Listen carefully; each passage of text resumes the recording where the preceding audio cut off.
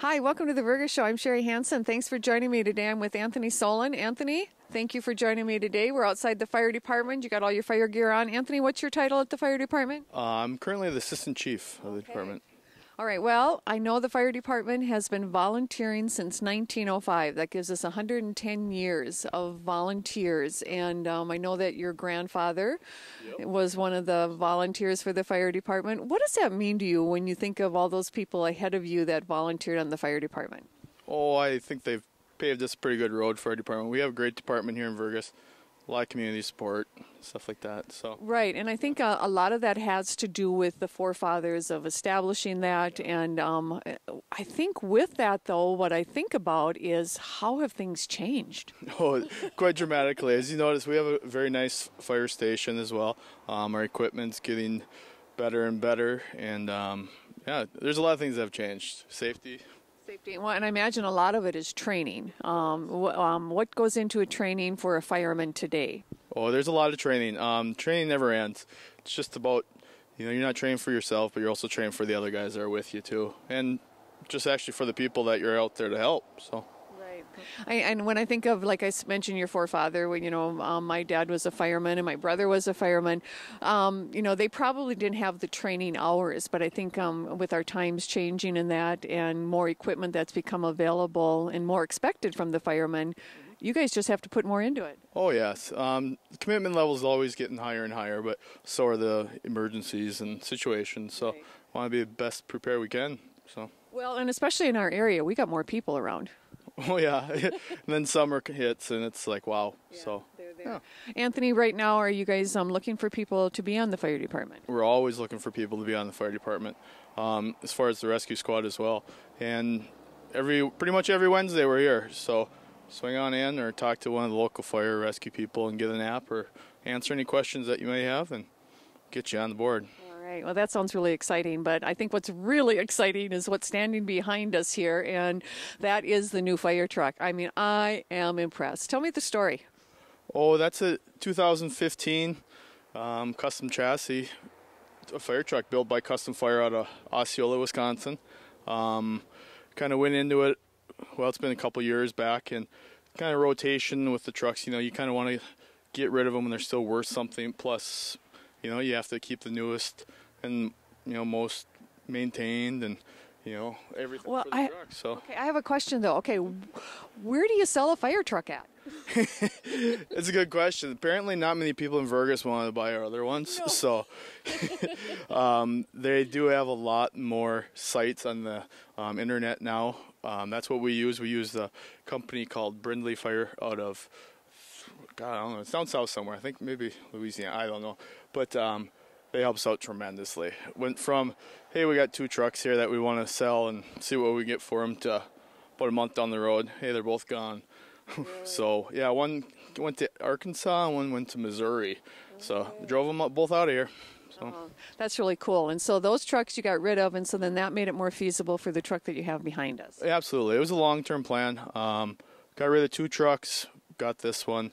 Kind of does what both of those trucks do, with the short staff, always, and the change in the times of the calls. It's kind of just, we've evolved into getting the new apparatus that kind of lets us do more with less, pretty much. So. Okay, so what is this truck? Okay, so this truck didn't come equipped with everything that's on there that we see. Number one, tell me about the paint job. Well, awesome. Yeah, JH Signs did that. All the graphics on the outsides. It's a one of a kind. Never really seen one like it. Gets a lot of great attention. Justin and Andrea and the crew over there at JH, they really hooked us up really well. So. Well, I think what's fun about it is, firefighting is very serious business. But when you can see a truck like this, and it just kind of gets you excited, you feel like, I think of firefighters sometimes as just, little kids that are excited with big fire trucks, and this is one of them. Well, we're a little different than just little kids running around, It really resembles something, the community is extremely proud of it. All of our firefighters are in the rescue squad extremely proud of it, which they should be. Huge commitment level, and it's always built on tradition, and it's always good to have nice truck sitting at your house. Well, and I need to back up. You'll always be little kids because that shows my age, maybe. But anyway, okay, I love the paint job. Like you said, it just shows a commitment and a pride in the community.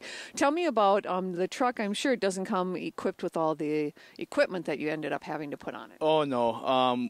Actually, we were able to use a lot of the equipment that we had off the other two vehicles and kind of put it on this one. And, there's a few new things we bought, but not a whole lot. So we had a lot of it. And it's just a matter of mounting it in different locations. And, this truck's really specific on how we specified it as far as locations of all the equipment. We knew where everything was going in this truck before we ordered it.